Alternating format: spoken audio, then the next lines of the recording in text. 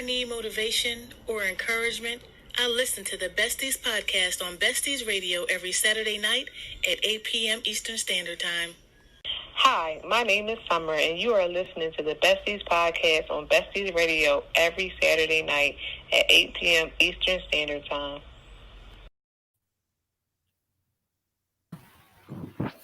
Hello, and welcome back to another episode of the Besties podcast. We have a special guest today. We have author B. Michelle, and we have our beautiful host, Miss Simply Naima, and we have C. Murder Crystal of Go Beautiful.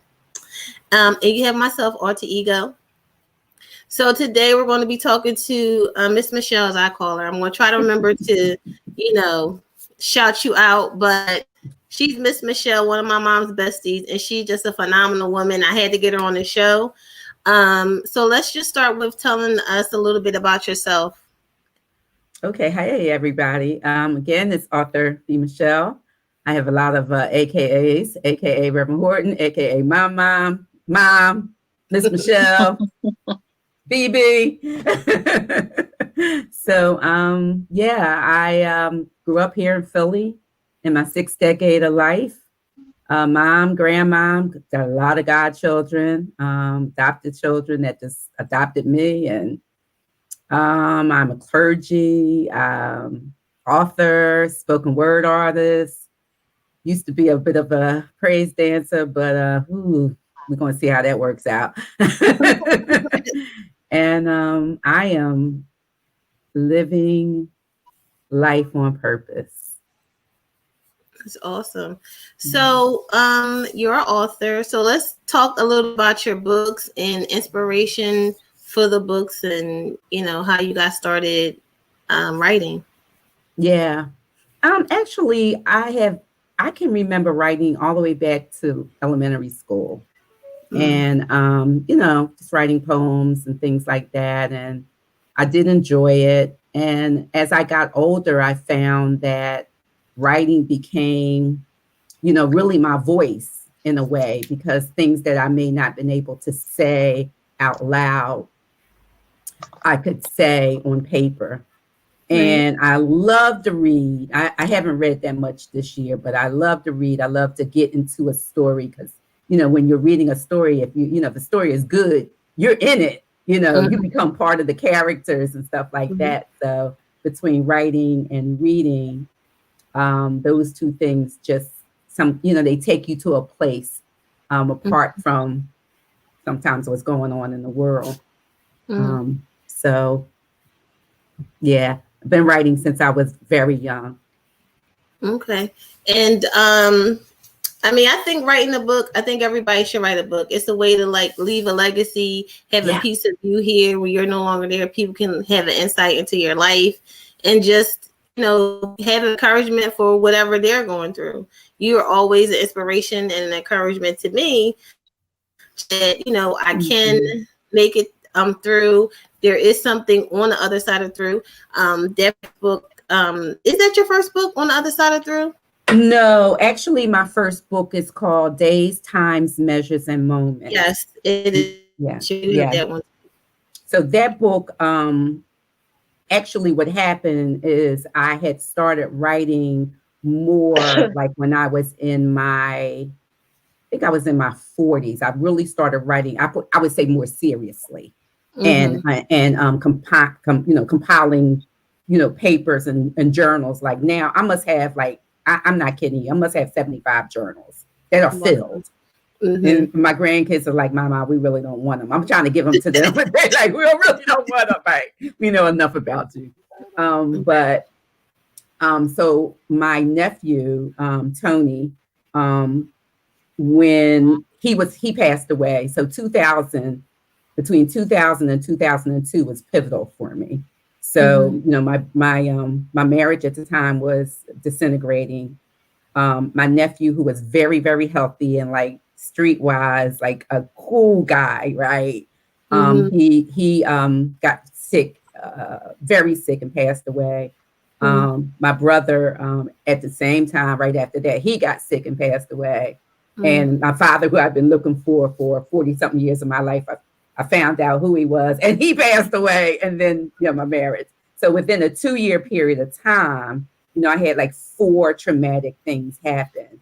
But the reason why I wrote Days, Times, Measures, and Moments is because my nephew Tony was an aspiring rapper, right? Like really raw rapper, right? And he was like, as he was getting sick, he knew that I wrote a lot, very encouraging. And he said to me in the hospital, you've been talking about writing this book. When you going to do it?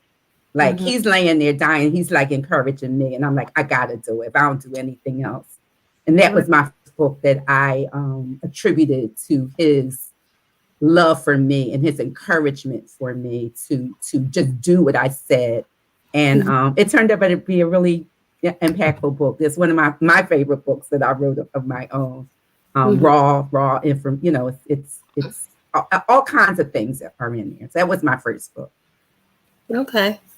And then you moved on, you wrote another book. Do you want to tell us a little bit about that book? That was the first book that I had the other book, but I think at the time I was still in my first marriage. But in my mind, I was gone. So I had left already. I was present physically. So that was a really good book. That was around the time we kind of start talking about that. That's what I mean. Like books are a help. Like sometimes you can't always just reach out to somebody and express what you're feeling. But if you're reading it and you're like, hey, she went through this, she made it through, she came out on the other side. That's awesome. So do you want to talk a little bit about that book? Yeah. And I do want to say that I found that to be the case, even when I was not writing a book per se, but reading other people's stories, right? They could encourage you because you're like, oh yeah, I get this, or I understand that, or I've been through that, or what, you get all kinds of, illumination from reading and comfort. So what happened, to be honest with you, this is not a book I wanted to write. So as I was going through really around the time that Tony died, I started journaling a lot because I just was so overwhelmed with grief from, this loss. And I was journaling about that. And then the breakup at the time, my marriage was going through a lot of trauma. And so I was writing like almost every night, just writing what I was feeling. And, eventually we did, we divorced. But so I have all of this journaling, right? I still have like these handwritten notes. And I'm going to tell you, God was like, I want you to write about it. And I'm like, you got to be kidding. I don't want to tell people this. Yeah. Come on. Like this was not about, to be honest with you, it wasn't really about like making a lot of money. I mean, I made money off of my books, not, an enormous amount, but enough to, cover the costs and get extra. But then I'm like, now I got to write about breaking up, my marriage breaking up and all of those. To me, it was embarrassing. Let me tell you something. When I read that book, I was ready to fight. Like, I was so mad. Like, I don't want to give it away. I want people to read the book to hear your journey, but I was mad. I was angry. Like, it was such a really good book. And just to go back, when you were talking about all the things that you went through, you lost so many people, and look at you, you're still here. A lot of young people I know personally, they lose one person, life is over, they can't go on, they're suicidal, and you were still able to get over it. I think it's important that we reach back to the youth to show them that, okay, you're here at 20, but look at Miss Michelle, and look, she's here, she's still here, she's still doing her thing, she's still making moves. Like, it's okay, like, you'll be okay. And so the topic for today is purpose, pandemic, and passions. And I just wanted to talk about coronavirus, how it affects us all, and how you were able to put out another piece during the pandemic. I just wanted to talk a little about your experience with coronavirus, your project, and just talk about that a little bit before we hear a little bit from the book. So tell us about your experience with coronavirus. How has it affected you? And how were you able to write another book in the midst of pain, struggle, and get it all out, still be productive and still follow your passion and still get it out there without giving up like so many people have during this time? Yeah, this has been like in my top 10, top 5 hardest things to deal with, to be honest. And I think I'm an empath, so I tend to feel the weight of people's, hurt and stuff. I have to be careful with that my own self, because I think God gives different gifts to people, and I think it is a blessing to be an empath, but it's also hard on that person. So this year, came in with people passing away. We were living through the number 45's insanity.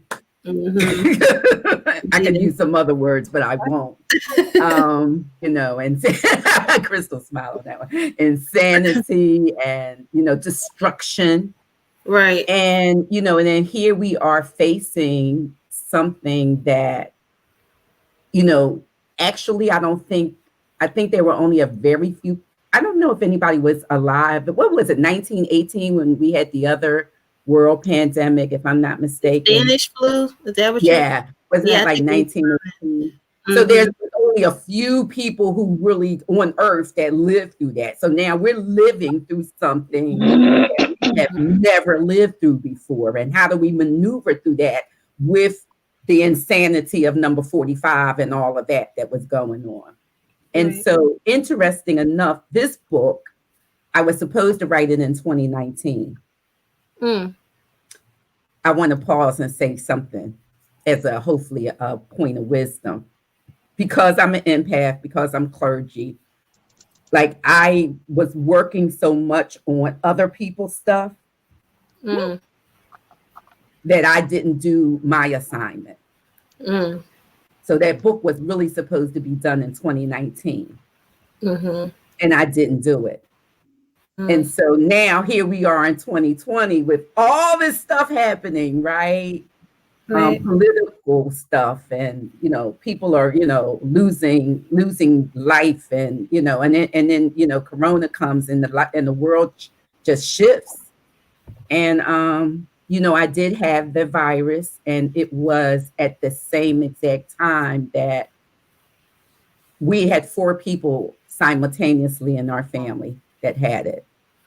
And my mother, who passed away from it, which I don't know how much I could talk about it, because I'll probably bust out crying. We don't even have to talk about it. We don't have to talk about it. but I have to say that, because all at the same time. And so, how, and the thing is, living through it, right? So I'm gonna just, shift a little bit. Like, before even, getting to the book, then how do you live through something that you've never lived through before? How you maneuver through that, right? That takes thought. It's not a haphazard thing. Haphazardness is what got us, I think, in this situation. Like, oh, that's not important. Oh, that doesn't matter. Acting like something that is important isn't important. So truth is important, right?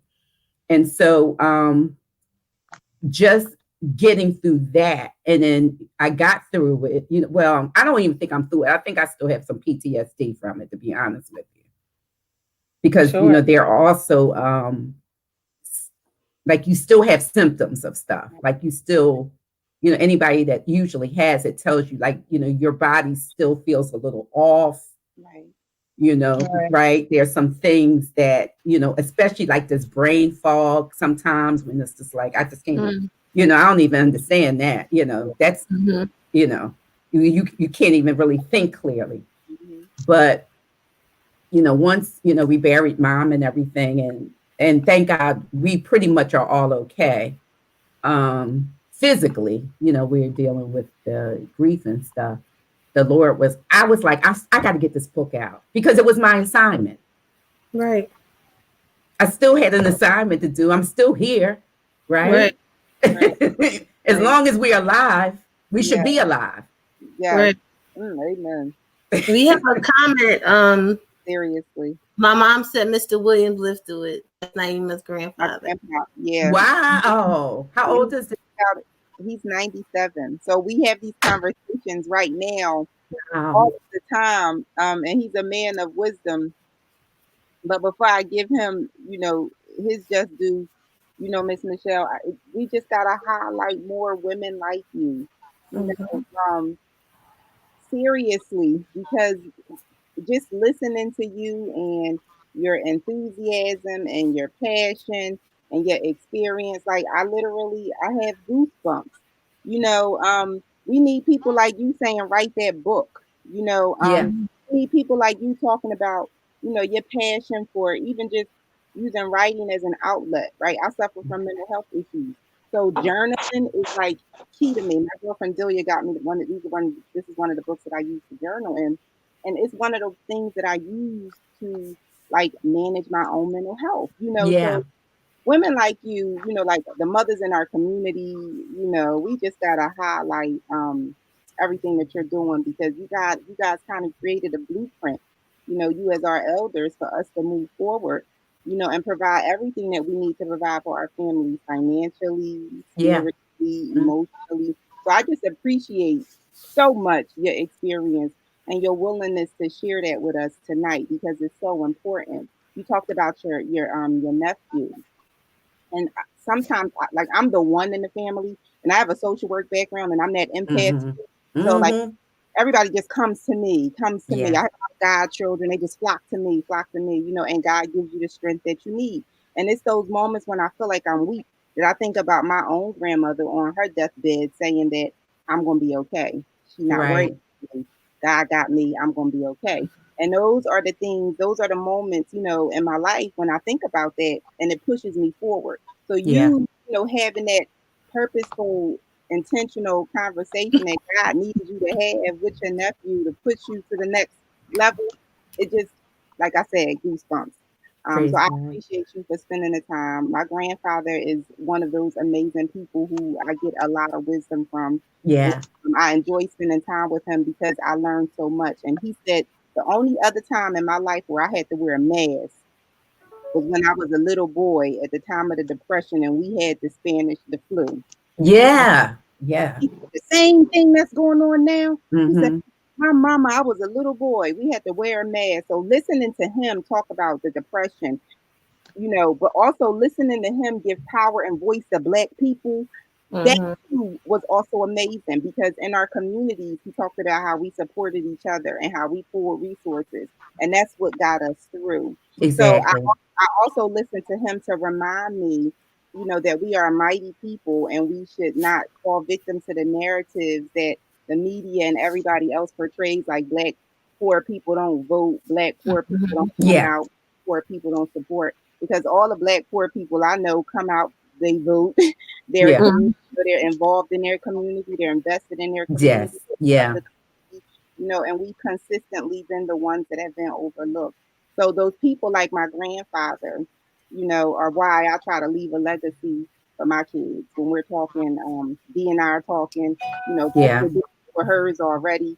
So we need to have more of you, Miss Michelle, okay? Like you, because you give so much motivation. Thank you. Your Aunt Linda said, I know you didn't call them elderly. She wanted to No, I said elders. Aunt Linda will. Okay, that's what she said, or elders. So I had to make tell her that she is an elder too. We crossed the line. We got our AARP card. She had to make sure it was right. She's like, no why. No L. I don't have a problem getting my senior citizen discount. No way. I don't have a problem no more. Yeah, no, that's so encouraging though. Like just your life in and of itself, when I'm feeling down, like how can I even say I don't feel like it, I'm tired, oh, I'm going to quit? All that you've been through and you're still standing, you're always in a good mood, you're always down to talk and give advice. I have to keep going. I have to. Yeah. But you know what? I want to say something because I was sharing this with my daughter in law and my granddaughter today.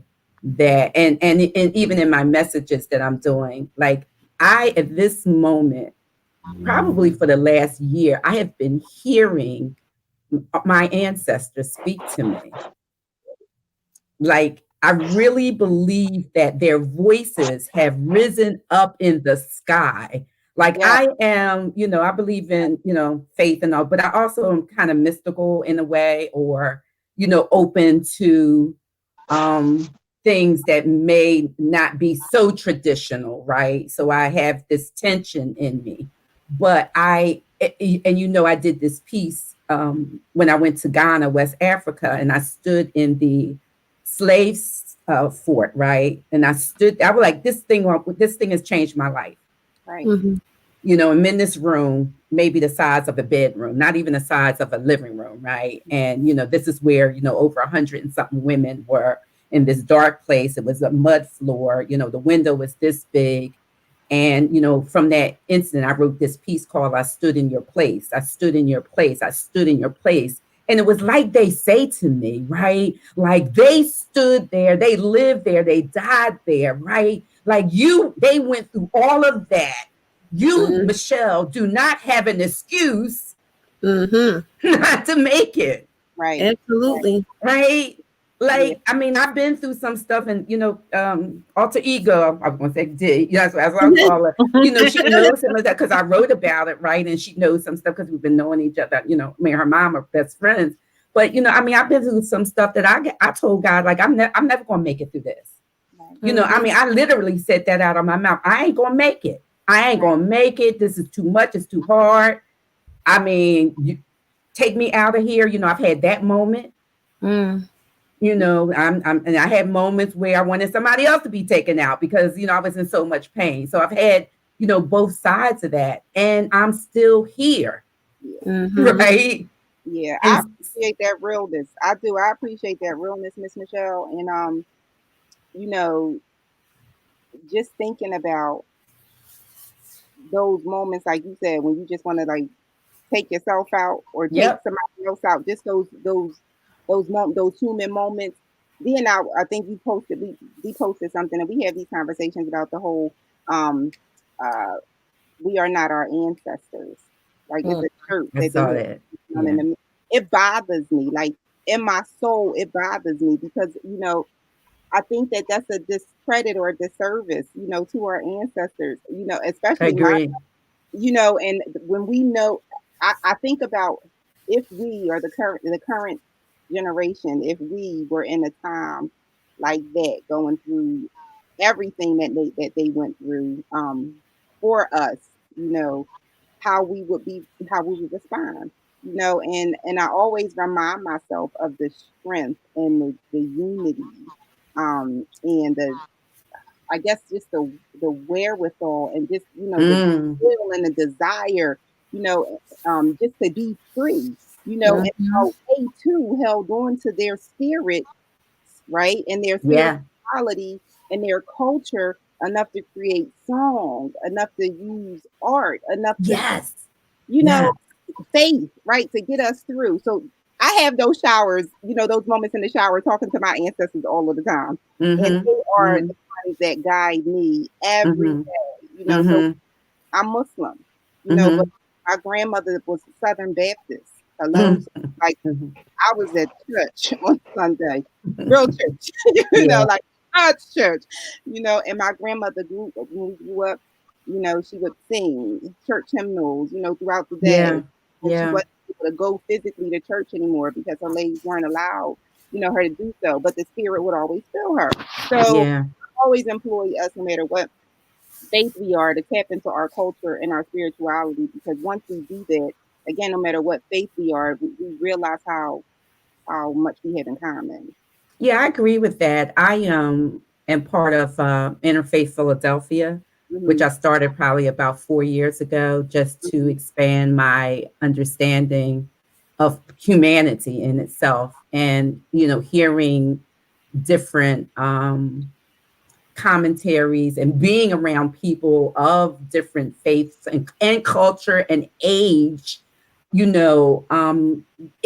does give you a broader understanding that we don't have to fear that. And actually, at the end of the day, it's going to be God's decision, I think, of how we are going to leave this space and enter the next space. That's going to be, God's decision. But while we're here, right, I think that we all have an assignment.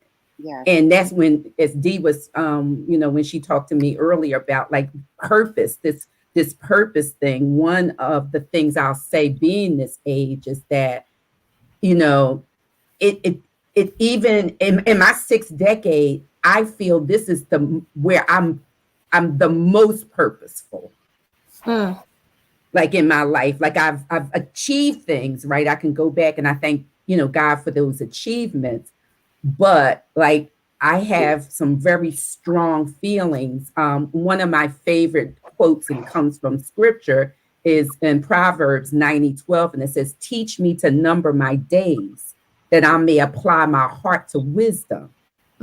So that each and every day I'm thinking that, listen, I don't know if there's another day, right? I have no idea. But I have this day.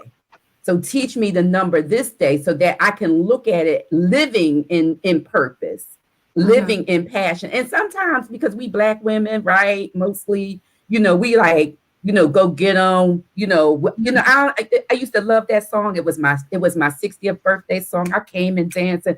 I'm every woman. It's all in me. You know what? I ain't got to be every woman. I got to be my woman. I got to be me. I liked the song, I sang it, but then it was like, wait a minute. I don't have to be every woman. I just need to be me. I need to find out who I am. And I'm not going to know the totality of that until I close my eyes, because every day I'm learning something new about myself. Every day I'm thinking, I learned something different that I didn't know yesterday. I'm open to whatever God's spirit, people gift, right? To know that I don't have it. I don't always have to have it all together either to be okay. I don't have to have it all together every minute of every day. Sometimes I just want to lay on my couch, and I need to be okay with that because I'm tired. We have that superwoman syndrome. I wrote about it, and it's one of the chapters in a book that I'm working on. Me and Aima work. I won't put the title out there, but it's basically about women. Like, you're not superwoman, and it's okay. The kids will be okay. They can eat pizza or cereal. They can get washed tomorrow. Like we don't have to be superwoman. And I always think that everything is attributed to our past and our history, and just all of it that we carried, even when we were talking about our ancestors. Like, could that just be something that has been carried on through generations, where the women have to have everything on their back, and we have to feel like we have to do every single thing. You're not doing it right, let me do it. Even if somebody's trying to help you with the kill, you're not doing it right. You're not doing the dishes right. Let me just go ahead and do it. It's because it's a syndrome. It's a mental thing. Like, we have to do it, or else it's not going to be right. And we have to stop that, because it's burning us out. Women are out here depressed. All three of us. I don't know about you, Miss Michelle, but I know that all three of us sit in our car and hide. Yeah, I used to do that too. Day, I'm talking to somebody and we're sitting in the car. Just sitting in the car. What you doing? Just sitting in the car. You need a minute. You know what I mean? And that's because we feel like we have to be everything to everybody, especially, and I'm gonna call you out now, because she is the one. She's like Aunt Jackie. She's the one for everybody. Everybody always do something, and it's gonna burn you out. You gotta chill. You have to, and it's important for your mental health. Like, you have to tell people no sometimes. And so you really do. Yeah. Because part of it is why do we feel like that? Mm-hmm. Because like I've taught my family that right now, I'm not going to say it, some of them aren't really speaking to me. Not because they don't love me, but because I'm not available like I used to be. Mm-hmm. Right. And so it's like, well, what's up with her? What's up with her is that she got tired. Mm-hmm. She recognized she wasn't God. She recognized she was in the way of spirit speaking to them like spirit speaks to me. So And some instead of people are them going to God or to spirit, right, they were coming to me. And I'm like, wait a minute, that's pride. Right. Mm-hmm. That was me being prideful. I'm just going to throw that out there. When people are selfish, people will suck up all your time, all your energy, and they don't care and leave you tired. You're laying in the bed, you can't get up, do anything the next day because you done ripped and ran for everybody the day before, and now you don't have any energy left for yourself. We can't do that. We're not going into 2021 doing it. We're just not. We're not. I read a quote somewhere that said, self-care is never a selfish act. Mm-hmm. And I'll add that self-care is holy. Mm-hmm. Yeah. Yeah, you are so right. You ladies are. Oh, I did not. I just feel. Oh my goodness, this was an intervention. For me. Thank you, but that's how spirit moves. I'm growing up in my 40s, right? And I realize that, and I recognize that, and I'm listening to people who know more than me, who've had more experiences than me, even people who don't see me like I see myself. But sometimes I feel like maybe you're not like worthy of. Maybe this is just what you're supposed to do. Like I get kind of guilty, and I feel like I just gotta do it, So I feel. I don't know, but I'm trying to do better. And like I said, listening to you, Miss Michelle, like from the start of the conversation even to now, goosebumps because you're like speaking to my soul, So I don't know, if spirit needed other people to speak directly to him, but you directly to me through him, and I appreciate it.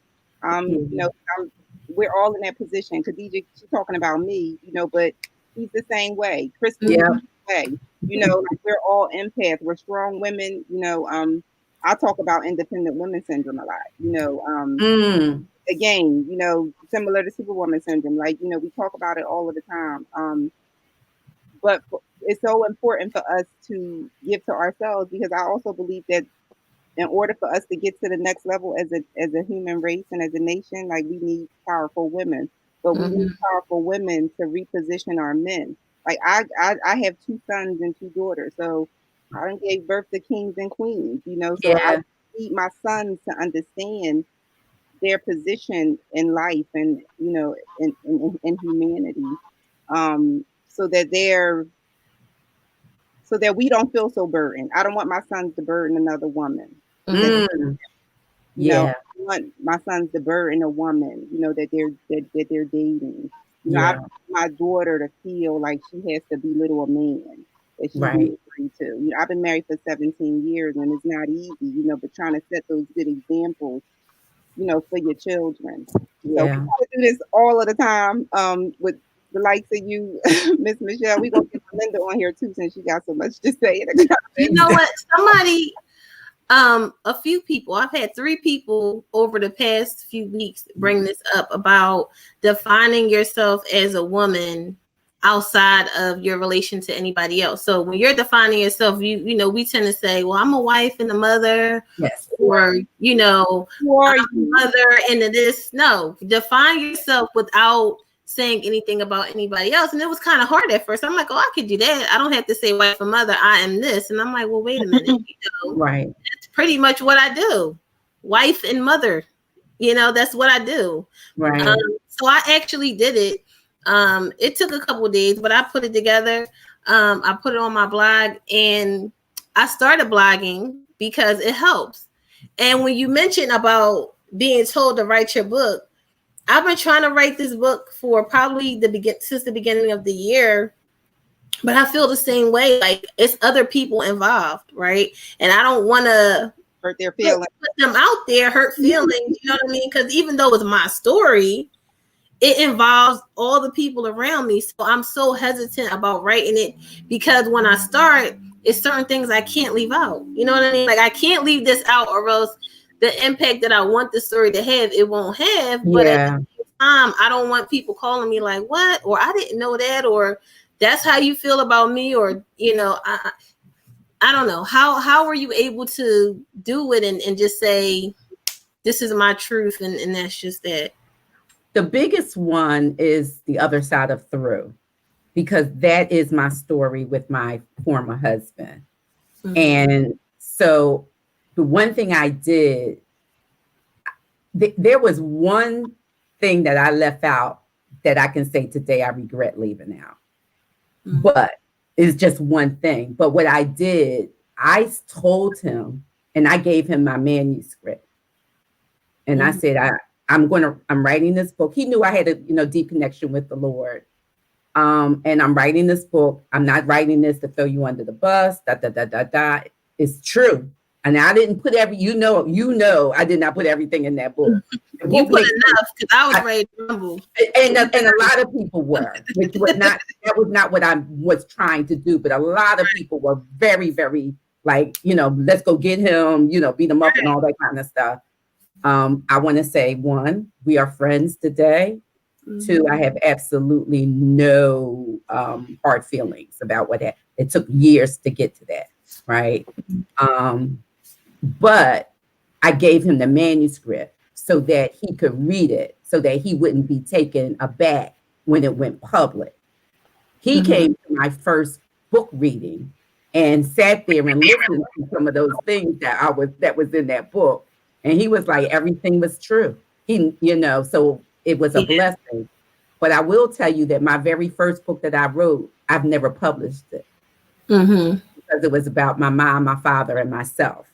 And I'm like you, D. It was my story, but what I'm putting out there is going to affect my family. Right. So I still have that manuscript. It's just never been published. Yeah, I think I might just write it. And just sometimes it's good to get it out. And I know I'm one of those people where if I had a really traumatic experience, I block it out and it'll start coming to me like something from 20 years ago. I'll start to remember just randomly. And I'm like, I need to write this stuff down. I forgot that this even happened. You know what I mean? I know writing is therapeutic. So I think I'm gonna do it anyway. And then the publishing part, I'll leave for later. I do want to just mention that we do have a membership group. Joinbesties.com. It's $1 until tomorrow. And we practice group economics. Naima was talking about her grandfather and how they made it through the pandemic in 1918 was because the neighborhood, they came together. They worked together. They helped each other out. That's all we're trying to do. We're trying to help each other grow businesses, create legacies, but we have to do it together. It's a group effort. I mentioned this last week, and I'm going to keep mentioning it, that a lot of you guys are paying $100, $200 in these groups, and you're still not really seeing any real benefit. So join Besties. That's my little plug for Besties. We're going to wrap up soon. I want you to read a little bit from your book, but I'll let Crystal give a comment before we get into the book. I know you have something to say about being a strong woman because you have a lot on your plate. We just need to do an interview with Crystal. Talk about overcoming a whole lot of things and still always being there for people. She's a ride or die, and it's just, we're just strong. My mom said that all three of you are very strong Black women and your plates are full, and we're still out here doing it. So I know you have a comment, Crystal. I think that, being strong, I don't even think that it's something that we cannot do. I believe, it's my belief, my thoughts, and what I've been thinking is that from the beginning of time, from the very beginning, we have always had to be strong. So when you have something, and it's just like evolution, when when you are evolving as a person, as a human being, as an animal, you have on these traits to help you survive what's coming next. Our hair, for those who are hairy, gets thicker in the winter to protect us from the harsh Mm-hmm. winter, the harsh winds, and things of that Mm-hmm. nature. When the summer comes, our body evolves and we shed skin for that. So when it comes to strength, I feel that because since the beginning of time, women have had to be strong to, you know, keep this race going, the human Mm-hmm. race, as far as birthing. We're all women, right? We've all birthed some things, and birth is hard. And it Mm-hmm. takes a very strong individual to birth something. Children, books, food, waking up, men. And we know that men can't do it. So for us we don't know anything else but to be strong. And no matter what situation, whether it's, something as menial as, getting breakfast on the table, and then, and also as hard as, surviving a pandemic, illness, relationships. Mm-hmm. And there is very little that we can do for our female race, our children, our daughters, our mothers, our aunts, because we are birthing that strength into them. I Mm-hmm. don't think I have yet to meet a woman who has said, I am not strong at all. We all have different levels of strength. Um, Mm-hmm. and to get to you, Khadijah, about the writing is very therapeutic. I have like 7 books around here somewhere. I have them in strategic places because when I crash in little places in my room, I'll open up a book that I was writing in when I was going through, some things. And not to say, I mean, everyone tells me I should write something, and for me, everything that I have been through in my life could not be published. Mm-hmm. And not because of I'm trying to save people's feelings or to protect them, because I know it would be embarrassing for them. I know it would hurt them because people don't really acknowledge their hurt they've done to you in your life, or when you're in a relationship with them, or at that period, because they don't recognize it, they don't understand it, Mm-hmm. and they do it and forget about it. So then when you bring it up, they're either embarrassed about it or hurt about it, or they even forgot about it. But Mm-hmm. writing is very therapeutic, and for you to write down everything, it's also part of your strength to help you overcome and to Yeah. heal yourself, for Mm-hmm. yourself, to make you better, to make you stronger. Like, yes, acknowledge this happened, and this is how I can get through it, and this is how I can help someone else, because we all attract hurt people at Mm-hmm. various stages of their hurt. Not that they are, broken down and hurt, but somebody who's going through a painful divorce, who's going through, children behaving like dragons, losing a Oh job, goodness. Right. being sick. And those are the hurt. And we attract people that are going through that hurt, and we heal them that way. So continue to write. Whatever you want to publish, it's going to think of it this way. You can publish it to a book, and then contact Tyler Perry for the movie, because we know his movies are all about that. All right. So, Miss Michelle, let's just hear a little bit from your new book. Okay, so this is the one I was kind of drawn to for tonight for our conversation. Actually, it's 2 of them, but I'm going to do this one. It's called I Hear. I hear her voice calling to me.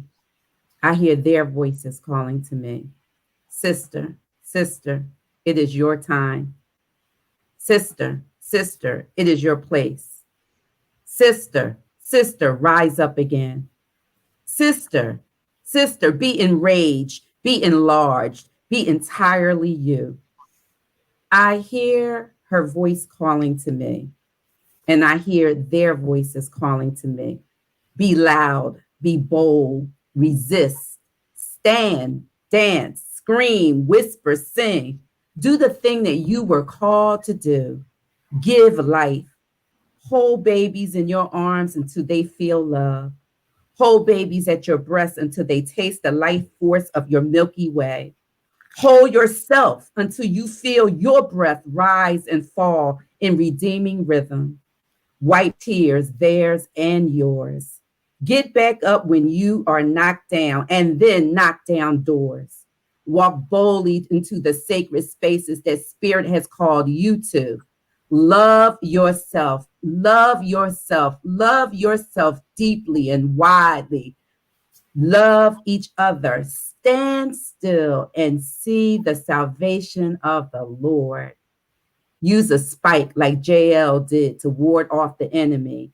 Fast like Esther. Pray like Hannah. Claim your inheritance like the daughters of Zelophehad. Run your race, whether it's in sandals or stilettos or sneakers or absolutely no shoes at all, and see Spirit in you, on you, and with you. I can do that because I hear her voice calling me. I hear their voices calling to me. I hear their voices and your voice and our voice calling to me, calling to me, calling to me, calling to me, saying the woman words of life. Now you go and you tell others. Wow. Oh, we do the snaps. Oh. Crystal got the I'm hand. doing a silent wave. Yeah. Ooh. And they can find you on Facebook, the side of through THREW. Her email address be Michelle Horton at gmail.com, HORTON. You can email her for a copy of her books. Or you could just follow her on Facebook, right? Be Michelle. Yeah, I'm on Facebook, Twitter, and a little bit of Instagram, but don't tell nobody. My grandkids, they're trying to hook me up. They're trying to hook me up. Yeah. Okay, well, thank you so much for joining us today. I'm going to let Naima close out. She always hates when I put her on the spot, but it's okay. You got it, Nah. Okay. Thank you guys for joining us here tonight, where we gave you guys food for the soul and fellowship for the spirit. You can visit us at DBA Besties in Business on IG, DBA Besties in Business on Facebook, bestiesbusiness.org, to find out all information about the wonderful things that we have going on, that we're trying to offer to you guys. And don't forget to join today. Khadija, is it $1 today, or did they miss it? Until tomorrow. If they don't get it tomorrow, it's going to be $99. www.besties.com. We're trying to do so much for you guys this rest of this year and for 2021. But until then, we'll see you in the forward. Bye. Thank you.